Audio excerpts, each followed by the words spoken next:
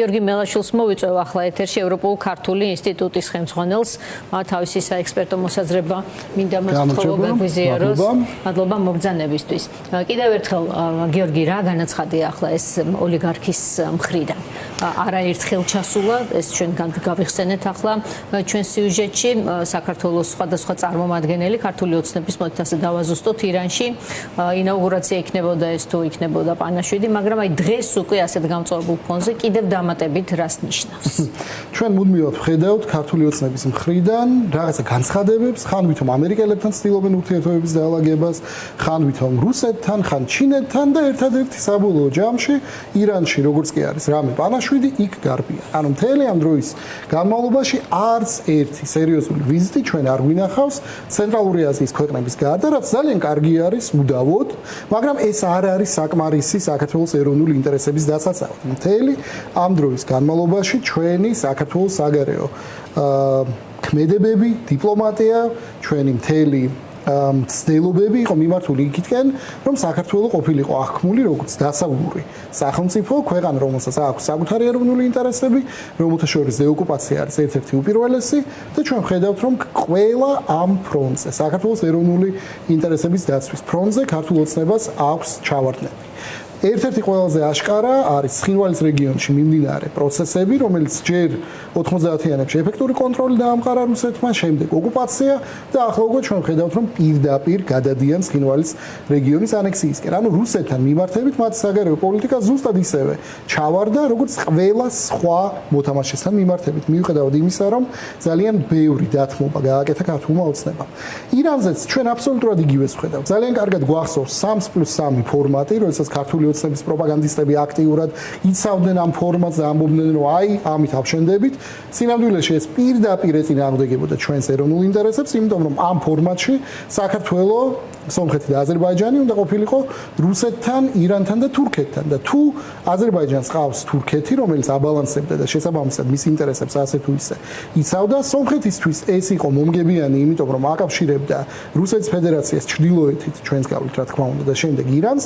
ჩვენ საერთოდ ამოვარდნილები ვიყავით ამ ფორმატიდან, იმიტომ რომ არც მოკავშირე არ ყავდა, არც ჩვენი ეროვნული ინტერესების დაცვა იყო მაინც და მაინც ეს ჩრდილოეთის სამხრეთის დერეფანი და საბოლოო ჯამში საქართველოს იყო დაჩაგრული ამ ფორმატში, სადაც ქართული ოცნება ასე აქტიურად ცდილობდა რომ ჩვენ ჩავესვით. კი ბატონო, გიორგი, აქ ჩვენ ვისმენთ ხომ სპეკულაციურ განცხადებებს, თუმცა ცდილობენ ქართული ოცნების წარმომადგენლები რომ აუხსნან თავის აუდიტორიას, თორემ კრიტიკულ საზოგადოებას ამაში რომ ვეღარ დაარწმუნებენ, ეს თვითონ ძალიან კარგად იციან, აუხსნან უშუალო თავის სამიზნეებს, რომ ეს ძალიან მნიშვნელოვანია, იმიტომ რომ ნახეთ იქ ჩავიდა სომხეთის პირველი პირიც, აზერბაიჯანის პირველი პირიც, ჩვენც რატომ არ უნდა ვყოფილიყავით, ასე ისმება, კითხვა მით უმეტეს აქ კიდევ გაჟღერდა ირანელ ხალხზე ზრუნვის რაღაცა ირანელ ხალხზე ზრუნვას ჯობია ქართულმა ოცნებამ თავი დაანებოს, იმიტომ რომ ირანის ამ რეჟიმმა მოკლა იმდენი საკუთარი მოქალაქე, რამდენიც ბოლო პერიოდში არც ერთ სხვა ხელისუფლებას არ მოუკლავს. ანუ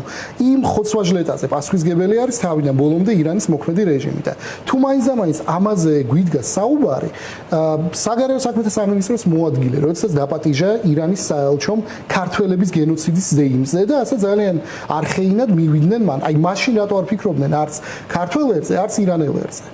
შესაბამისად, ამ დემაგოგიას ჯობია რომ თავი დაანებონ, ამ განცხადებებს როცა აკეთებენ, კარგად მოემზადონ. არანაირი სომხეთის პრეზიდენტი ირანში არ ჩასულა, ჩავიდა პრემიერ-მინისტრი. აზერბაიჯანიდან საერთოდ ჯერჯერობით კაციშვილი არ ყოფილა და ძალიან დიდი ალბათობით აზერბაიჯანის დელეგაცია თუ იქნება, ეს არ იქნება პირველი პირი და ქვეყნის პრეზიდენტი. ეს დადასტურებული ინფორმაციაა თუ არის ამის? ჯერ არ ყოფილა. ჯერ არ ყოფილა. ეს ხანგრძლივი პროცესია, დაგზავნის პროცესი, ვიცით ჩვენ რომ რამდენიმე კვირა გრძელდება, ხომ? და ამიტომ შესაძლოა დრო იყოს ჯერ კიდევ ამის. რა თქმა უნდა, შესაძლოა არის, თუმცა ნაკლებად სავარაუდო არის, ყოველ შემთხვევაში არც ერთ სიაში ჯერჯერობით აზერბაიჯანი ნახსენები არ იყო. პაკისტანი. კი ბატონო, აი რა განსხვავება კიდევ დამატებით ჩვენსა და აზერბაიჯან ამერიკულ, სომხურ ამერიკულ და ქართულ ამერიკულ ურთიერთობებს შორის დღევანდელ მდგომარეობას არ გულისხმობ. ხა იქ დერეფაინს ახსენეს, მაგრამ ჩვენ რას სხვა პასუხისმგებლობები გვაქვს ამ თვალსაზრისით? ნუ ცოტა უკანა რიცხვით თუ ვისაუბრებთ. არა, ფუნდამენტური განსხვავებები არის. ჯერთი სომხეთი დამოკიდებული არის ირანზე, შესაბამისად წლების განმავლობაში ირანი იყო სომხეთის უსაფრთხოების ერთ-ერთი დამატებითი დონორი, რაც ახლაც გრძელდება და ფაშინიანს ნამდვილად ჭირდება ირანთან ნორმალური ურთიერთობები. ახლა ჩვენ ხედავთ, რომ სომხეთს ორი საზღვარი აქვს ჩაკეტილი. ერთადერთი ვართ ჩვენ და ირანი, ვისთანაც საზღვარი აქვს ღია. შესაბამისად, საერთო სხვა მოცემულობაა. აზერბაიჯანს საკუთარი საგარეო პოლიტიკა აქვს, რომელიც მართლა ახერხებს ყველა აქტორთან ნორმალური ურთიერთობების შენარჩუნებას. იქნება ეს შეერთებული შტატები, ისრაელი, თურქეთი თუ ირანი. თავის სახელმწიფოებრივ ინტერესს არასდროს არ ღვევს და ამის ირგვლივ ტრიალებს. რა თქმა უნდა, მას აქვს საკუთარი ეროვნული ინტერესები, რომელსაც აზერბაიჯანი იცავს. და ამ დროს ყავს ქართული ოცნება, რომელსაც ჯერ ბოლომდე საერთოდ საქართველოს ეროვნული ინტერესი და პარტიის ეროვნული ინტერესი არ აქვს ერთმანეთისგან გაყოფილი სამწუხაროდ და მეორეს მხრივ საქართველოს არის ევროკავშირის კანდიდატი სახელმწიფო. ბევრს დაავიწყდა რატომღაც, მაგრამ ჩვენ გვაქვს აღებული ვალდებულება სინქრონიზაციის საგარეო პოლიტიკის ევროკავშირის ქვეყნებთან, რასაც ქართული ოცნება არ აკეთებს. რა თქმა უნდა, ჩვენ ხედავთ არც ერთი ევროპელი ლიდერი და სხვა ჩვენც ესეც მნიშვნელოვანი დეტალი არის, რომ ირანის წარმომადგენლებმა პირდაპირ თქვეს, რომ საქართველოს არ უყურებენ როგორც ევროპულ ქვეყანას. პირდაპირ იყო ნათქვამი ირანის უმაღლესი ოფიციალური პირების მიერ, რომ ევროპული სახელმწიფოები არ დაპატიჟეს. მაგრამ ყაველაშვილი იქ არის. აქედან მე მგონი ძალიან მარტივი ლოგიკური ჯაჭვის გაკეთება შესაძლებელი არის, რად აღგვიქვამს ირანში არსებული რეჟიმი ჩვენ. გიორგი, ხომ შეიძლებოდა რომ ეს მომხდარიყო არა პრეზიდენტის პოზიციის დონეზე. მესმის ჩვენ მას უწოდებთ ქართული ოცნების პრეზიდენტს ან არალეგიტიმური ხელისუფლების პრეზიდენტს, მაგრამ ის, როდესაც გარეთ გადის, არის ქვეყნის წარმომადგენელი, ხო, მით უმეტეს ირანში, სადაც მისი ლეგიტიმურობის საკითხი არ განხილულა, ხო? არ არის ახლა ირანის ქვეყანა, რომ ამაზე ინერვიულოს საქართველოს როგორი ხელისუფლება ყავს არჩეული საკუთარი ხალხის მიერ თუ იქ მოსული სხვადასხვა, ხო, ეს სხვა კატეგორია. რა შეიძლებოდა ქართულ ოცნებას გაეკეთებინა, მოეძებნა ისეთი შუალედად, ისეთ ოქროს წერტილად, როდესაც მეზობლის პანაშვიძეც თქვა ჩავიდოდა, თუ ამისი აუცილებლობა იყო, ოღონდ არა უმაღლესი რანგით. ხო, საერთოდ ამის აუცილებლობას მე ვერ ხედავ, მაგრამ კი ბატონო, აგერ მალაიზიამ სწორად მახსოვს გააგზავნა სოფლის მეურნეობის მინისტრი. თავისუფლად შეიძლებოდა სოფლის მეურნეობის მინისტრის გაგზავნა ამ ღონისძიებაზე, თუ მაინც და მაინც ძალიან უნდოდათ და განსაკუთრებით აქ რა არის მთავარი პრობლემა. პრობლემა ის კი არ არის, რომ ჩავიდნენ მაინც და მაინც ირანში. ან ჩემს მორალური პრობლემა არის, მაგრამ ეროვნული ინტერესებიდან გამომდინარე ეს შეიძლება დავუშვათ. პრობლემა არის, რომ სხვაგან ვერსად ვერ ჩადიან. ანუ პანაშვიდის და ცენტრალური აზიის გარდა ქართული ოცნება არცად არ წასულა ბოლო პერიოდში. სომხეთში იყო ევროპის პოლიტიკური საზოგადოების სამიტი, იქ კი ბატონო ჩავიდნენ, მაგრამ იქ ყველა ჩავიდა განურჩევლად თავის პოზიციებისა. მას შემდეგ რაც ორბანმა წააგო, გაფარჩაკდა თავის არჩევნებში, ამის შემდეგ ქართული ოცნება ევროპაში აღარ ჩადის, იმიტომ რომ არც ერთი მიმღები არ ყავთ. და მე მგონი გია ხუხაშვილმა თქვა, რომ ერთ-ერთი პანაშვიდებზე იმიტომ ჩადიან, რომ იქ მოპატიჟება არაა საჭირო.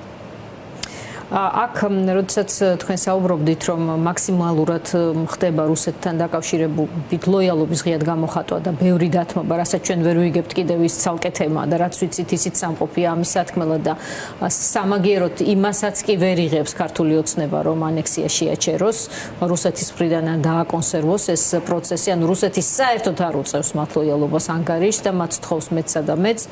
ირანთან დაკავშირებით რა შეეძლო ბოლო პერიოდში ირანს გაეკეთებინა? ომში მყოფს ხომ რეზოლუციისთვის მიეცა ხმა საქართველოსთან დაკავშირებული, დევნილებთან დაკავშირებული, ესეც არ გააკეთა, რომ საქართველოში ოკუპირებულ ტერიტორიებზე უნდა დაბრუნდნენ დევნილები. ამ რეზოლუციასაც კი არ დაუჭირა მხარი. ანუ რას ელისთ ირანისგან ოცნება, რა უნდა ირანისგან, რა მოლოდინია? სხვა შორის მადლობა რომ რუსეთი ახსენეთ, იმიტომ რომ ეს დეტალი გამოგჭა. რუსეთმაც არ გააგზავნა პირველი პირი საკუთარი უახლოესი მოკავშირის აკრძალვაზე. არც პრეზიდენტი, არც პუტინი არ ჩადის, არც პრემიერ-მინისტრი მიშუსტინი და გააგზავნეს დიმიტრი მედვედევი, რომლის თანამდებობა არის უსაფრთხოების საბჭოს ხელმძღვანელის მოადგილე. ანუ რუსეთმაც კი არ გააგზავნა პირველი პირი ამ ღონისძიებაზე და რა ვიცი ახლა მედვედევის გვერდით ბატონ ყაველაშვილს თუ არ უტყდება დგომა, ეს უკვე მისი ნება არის. ყველა ნორმალურ ადამიანს მე მგონი მედვედევთან საერთო ღონისძიებაზე წასვლა ძალიან უნდა არ უნდა იყოს მისაღები რა, მოდი მასე ვთქვათ. რა კითხვა მაქვს იცით? ირანს საქართველოს მოქმედი დე-ფაქტო ხელისუფლება ექცევა ასეთი ლოიალობით, იმიტომ რომ ის რუსეთის პროქსია, თუ რუსეთთან დაკავშირებული სახელმწიფოა და მისი გავლენის თუ მოკავშირეა, მოკლედ ასე ვთქვათ, იმიტომ რომ მას თავისი დიდი ძალები აქვს, კიდევ დამატებით რუსეთს შეიძლება რაღაცებში არ ჭირდებოდეს, მაგრამ თავისი თვითმყოფადი აქვს მოკლედ მიდრეკილებები კონკრეტულ საკითხებთან დაკავშირებით. ამის გამოა მასთან ასეთი ლოიალური თუ კიდევ რამე უნდა, აი რაღაცა სახელმწიფოსთვის, რაღაცა ვიღაცისთვის, თავისთვის მაინც, ანუ რა შეიძლება ირანმა მოქცეს ამის სანაცვლოდ? მე ვიტყოდი რომ აქ შეიძლება სამი ძირითადი მიზეზი გამოვყოთ ამ კითხვაზე პასუხად. პირველი არის რუსეთის გეოპოლიტიკური იდეები, ეს სამხრეთის ჩრდილოეთის ღერძი 3+3 ფორმატი, რომელზეც არაერთხელ იყო საუბარი, კავკასიის გაფორმება ამ სამი დიდი ძალის, რეგიონალური ძალისთვის, თურქეთი, რუსეთი, ირანი, კავკასიიდან ამერიკელების განდევნა, ამაზე არაერთხელ საუბრობდა როგორც ირანი, ასევე რუსეთის ფედერაცია და მესამე ევროკავშირის გავლენის შემცირება და საბოლოო ჯამში კავკასიის რეგიონის მეშვეობით ცენტრალური აზიიდან დასავლური გავლენების ჩაჭრა. ეს შეიძლება იყოს ეს გლობალური იდეოლოგიური ამოცანა, რომელიც რუსეთს აქვს 10 წლეულების განმავლობაში და ძალიან აქტიურად ცდილობდა ამის მიღწევას. ეს პირველი. მეორე, შეიძლება იყოს ეს სამხრეთი ჩრდილოეთის დერეფანი, რომელიც საკმაოდ ოპტიმისტურად გამოიყურებოდა, სანამ შეერთებულმა შტატებმა და ისრაელმა მიიღეს გადაწყვეტილება და გაანეიტრალეს ამ ფორმატის ნებისმიერი სიკეთე თუ ბენეფიტი და საბოლოო ჯამში მესამე, რაც შეიძლება ვთქვათ, ეს არის უბრალოდ სანქციების არიდების დროს ირანის ეკონომიკას სჭირდება ბაზარი, ირანის ეკონომიკას სჭირდება სატრანზიტო ჰაბი, შეიძლება ეს იყოს აზერბაიჯანი, შეიძლება ეს იყოს სომხეთის და საქართველოს გავლით რუსეთთან დაკავშირება. ანუ ეს სამი ძირითადი თემა არის, რითაც შეიძლება ავხსნათ ეს დაახლოება. თორემ გრძელვადიან პერსპექტივაში თუ ოდესმე მოხდება ირანის დემოკრატიზაცია, თუ იქ იქნება ნორმალური ხელისუფლება, საქართველოს და ირანს რა თქმა უნდა ქონდეს ნორმალური ურთიერთობები. თუმცა ახლა ამ მოცემულობაში ისევ და ისევ ჩვენ გვაქვს სრული დისბალანსი საგარეო პოლიტიკაში. ამ არაადეკვატური საგარეო პოლიტიკის შედეგად ჩვენ მივიღეთ, რომ ირანთან ქართული ოცნების ურთიერთობები არის შესანიშნავი, ხოლო ჩვენ სტრატეგიულ პარტნიორებთან და იმ ქვეყნებთან, რომლებიც ჩვენთვის სამაგალითო უნდა იყოს, იქნება ეს ევროკავშირი თუ შეერთებული შტატები, მათთან ურთიერთობები არის გაფუჭებული და ზუსტად ამაში გამოიხატება ოცნების პოლიტიკის არაადეკვატურობა. აი, რაც შეეხება იმ სწორედ ამასთან დაკავშირებულ ტერმინს, რომელიც გააქტუალურდა ოცნების რიტორიკაში და სხვა შორის რუსეთმა შეაქვა ამისთვის ქართული ოცნება მულტივექტორულობა. ეს რა ტიპის ახალი გზავნილია, იმიტომ რომ ჩვენს კონსტიტუციაში მულტივექტორულობა არ წერია, იქ წერია რომ ჩვენი არჩევანი არის დასავლეთი, რაც არ გამორიცხავს ბუნებრივია სხვა მიმართულებით, სხვა ვექტორებზე საკუთარი ინტერესის ჩადებას და კავშირებს, ხომ ეს თქვენც აღნიშნეთ იგივე იმავე შუა აზიასთან მაგალითად და ამ ქვეყნებთან, იმავე ირანთან, მაგრამ მულტივექტორულობის გააქტუალურება და იმის ქვეშ მხოლოდ მართლაც რასაც თქვენ ახლა უხსნით ჩვენს აუდიტორიას ირანის თუ აზიის მიმართულებით რაღაცა ვიზიტებს და პანაშვიდებზე სიარულებს, თუნდაც ეს მულტივექტორულობაში რამდენად ჯდება ის, რასაც ახლა ოცნება აკეთებს. მე ხანდახან მაქვს შეგრძნება, რომ ქართულ ოცნებას აქვს დიპლომატიური ლექსიკონი გახსნილი, სწავლობენ ახალ სიტყვას და შემდეგ იყენებენ ამ ახალ სიტყვას. აი მულტივექტორობასთან დაკავშირებით რამდენი მინისტრი ყავდათ? ფანჯიკიძე, ნუ 5 მინისტრი ყავდათ ბოლო პერიოდში, არც ერთს ეს გენიალური სიტყვა არ უხსენებია და აი ახლა ისწავლეს და გადაწყვიტეს მისი აქტიური გამოყენება. შეიძლება დავარქვათ ამას, აი როგორც მულტივექტორულს არქმევენ საკუთარ პოლიტიკას, შეიძლება დავარქვათ ტელეგიპუსური საგარეო პოლიტიკა. არაფერი არ შეიცვლება, იმიტომ რომ ეს არის ბაქიბუქა ტერმინი, რომლის უკან მე მეეჭვება რომ ქართულ ოცნებას და მის იდეოლოგებს საერთოდ ესმოდეთ რა დგას, მაგრამ ამ ტერმინით ისინი ცდილობენ რომ საქართველოს საზოგადოება შეიყვანოს შეცდომაში, რომ რუსეთის და ჩინეთის და ირანისკენ კი არ მიდიან, ვითომ აი რაღაცა მულტივექტორულ, მულტიპოლარულ კომპასი აქვს დაფუჭებული მოკლედ მარტივად რომ ვთქვათ. თითქოს და ყველგან ავითარებენ ურთიერთობებს, ხომ? თითქოს საქართველოს სჭირდება, მართლაც სჭირდება ბევრი მოკავშირე, რა თქმა უნდა, თუმცა ამ შემთხვევაში რაღაცაში ხომ უნდა გამოჩნდეს ეს მოკავშირეობა. ირანი არც დიპლომატიურ ასპარეზზე გაეროში არ უჭერს მხარს ჩვენ ინიციატივებს. არც საგარეო პოლიტიკაში შეუძლია რომ რამით მოგვეხმაროს. და ერთადერთი არის ეს პატარ-პატარა დელეცური სანქციების არიდებასთან ძალიან ახლოს მდგომი, მაგრამ არ მგონია რომ ეს გაბედონ ამ ადმინისტრაციის პირობებში.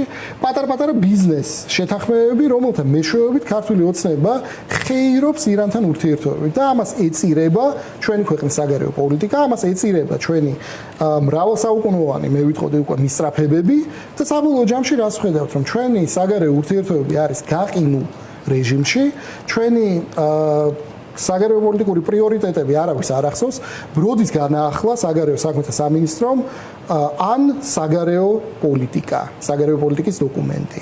ან როდის განაახლა თავდაცვამ და საგარეო ეროვნული უშიშროების სტრატეგია. არც ერთი ეს დოკუმენტი 10 წლეულებია უკვე რაც ქართული ოცნება არის ხელისუფლებაში, არ განახლებულა და ამ პირობებში ხან მულტივექტორულს დაარქმევენ, ხან პოლივექტორულს დაარქმევენ, ხან ტელეგიპურს დაარქმევენ. ხან პროქართულს სხვათა შორის, აი ეს ტერმინები ხშირად ერთმანეთში ირევა და ყველა მაინც არის კრემლის სახელმძღვანელოს ნაწილი.